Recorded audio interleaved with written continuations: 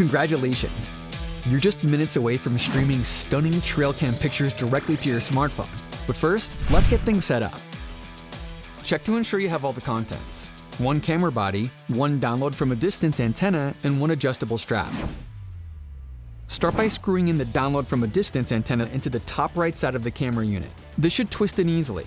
If not, back out the antenna and try again. Screw in and secure firmly, but be careful not to over-tighten. Push the battery compartment release button at the bottom of the unit to release and remove the battery tray. Now add 6 AA batteries, using the plus and minus guides for proper insertion. The SD card slot is in the battery wall on the left side. Your camera accepts most SD cards up to 128 GB. You can also use a micro SD card with a proper adapter. If you're using an SD card from another camera, you're going to want to reformat it to make sure images and videos save to it correctly. But don't worry, you can easily do this within the Hunt Smart app once you're set up. Before reattaching the battery pack, note the secondary location of your Wi-Fi password.